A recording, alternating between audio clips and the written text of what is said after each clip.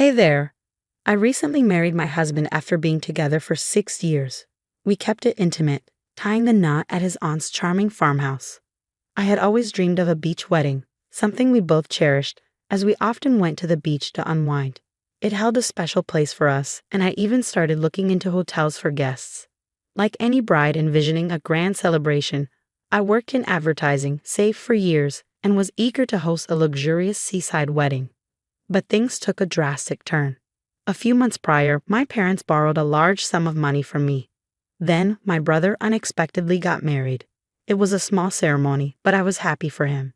Not long after, my mother asked for $115,000 for my father's medical bills, claiming his diabetes had led to serious complications.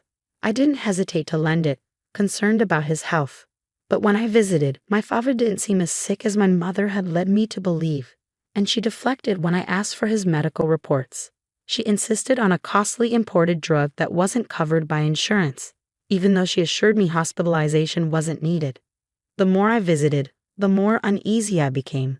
But I hesitated to confront them. Accusing someone of fabricating a medical emergency could be disastrous if they were truly telling the truth.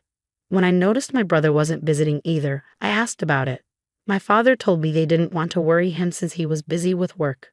Meanwhile, they seemed perfectly fine with me being stressed out.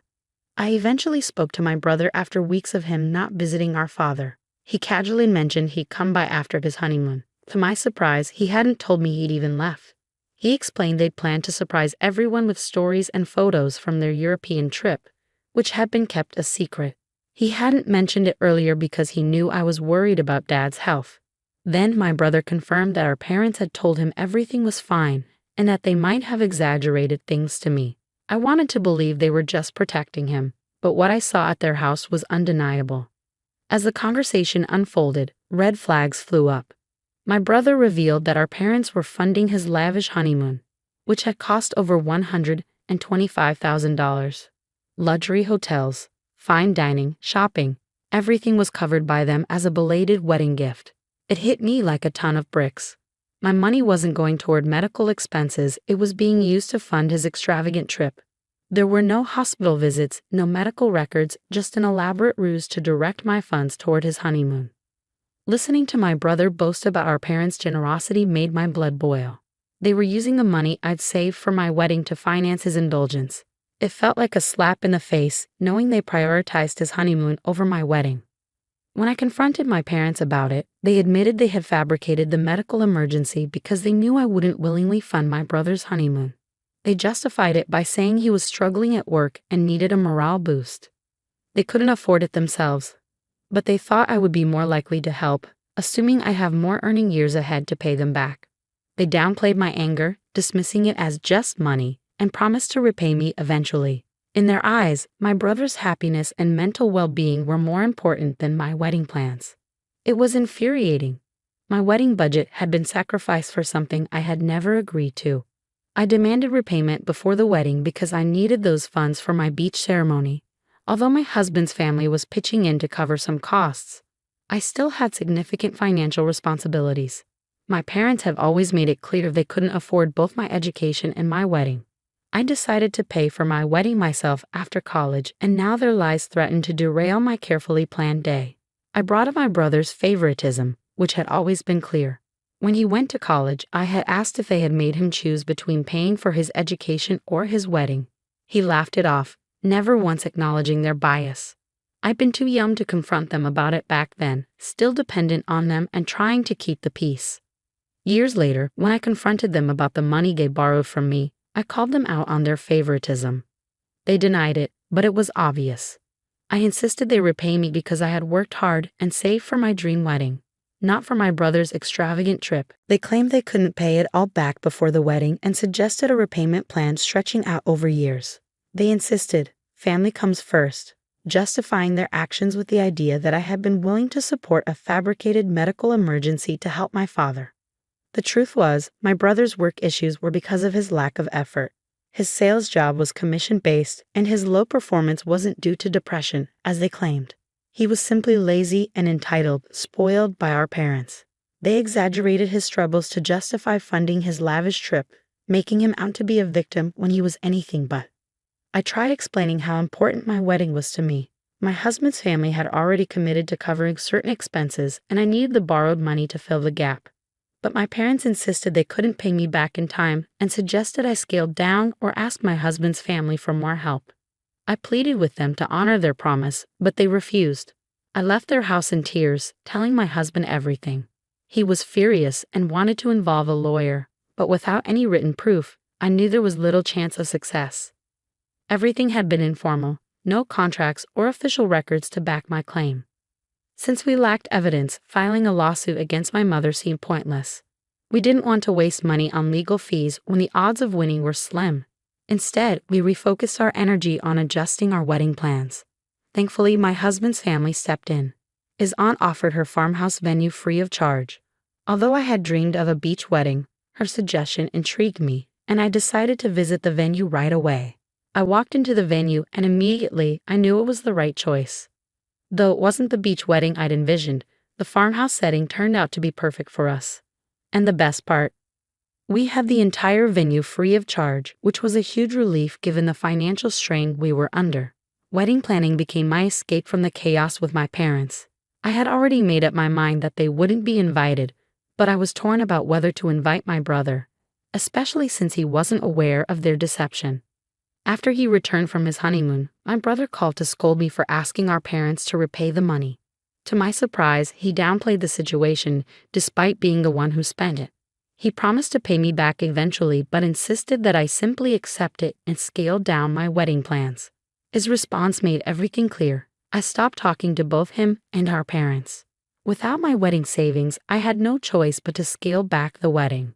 Ironically, that ended up being the best decision. Our wedding was intimate, beautiful, and focused on what truly mattered, us and the people we loved. Instead of splurging, we saved money for something more meaningful after the ceremony. Looking back, I'm grateful for how it turned out. Our day was still magical and filled with love. When I shared photos of the wedding on social media, I made sure that only invited family members were in the loop. I asked them not to inform my parents or brother to avoid unnecessary drama.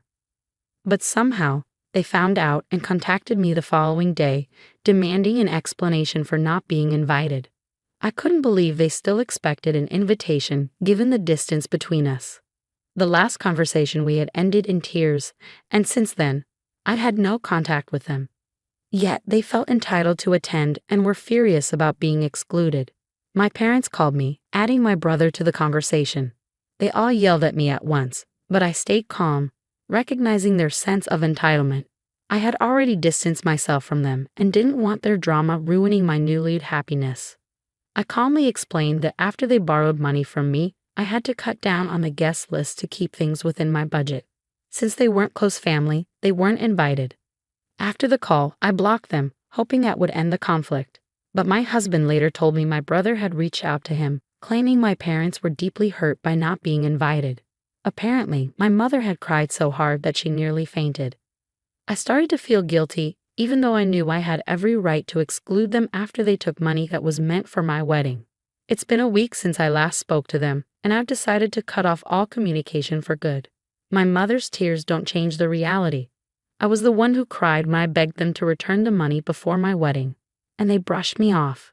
Now, I'm treating their actions with the same indifference. They've made their bed, and now they have to lie in it. I told my brother never to contact me or my husband again, especially not my husband, who had nothing to do with any of this. I blocked him to ensure that they can no longer interfere in my life. They treated me poorly for too long, and I won't tolerate it any longer. If I could, I'd file a lawsuit to recover my money, but without tangible evidence, it's unlikely to succeed. My husband thinks it's worth pursuing, so we're consulting with a reputable lawyer to determine our next steps. In the meantime, I'm figuring out how to get them to admit that they borrowed the money under false pretenses, claiming it was for a medical emergency when it was really to fund my brother's honeymoon.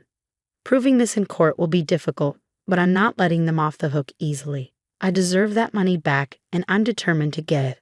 Yesterday, I specifically asked my brother not to involve my husband in our family drama, but he ignored my request. When my husband came home from work, he told me my parents and brother had bombarded him with texts, demanding that he convince me to unblock them.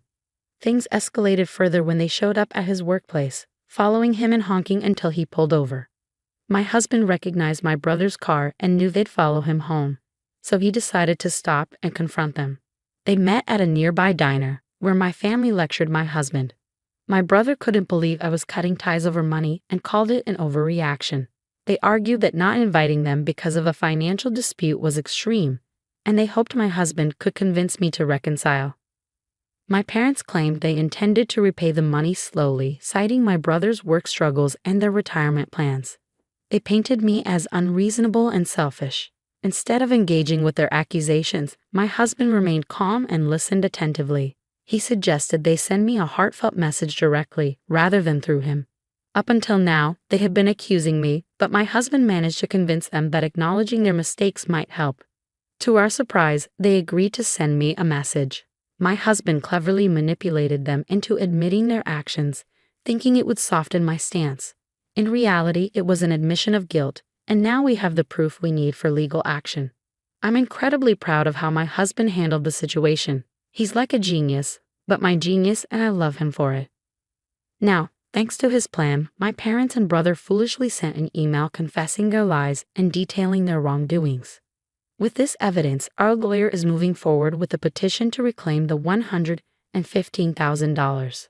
That money represents years of hard work and sacrifice, and I won't let my brother's laziness and my parents' enabling ruin that. We're determined to pursue legal action and get our money back. In the meantime, we've started planning our honeymoon, a short trip back to the beach where our journey began. Afterward, we might take a longer vacation, but for now, we're focusing on what makes us happy. I don't want to be like my brother, who posted boastful photos from his honeymoon, while his actions now have consequences.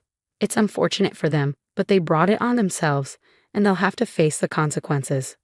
We're ready to do whatever it takes to ensure justice is served. Thanks for watching, and I'll see you again in the next video. Stay stunned.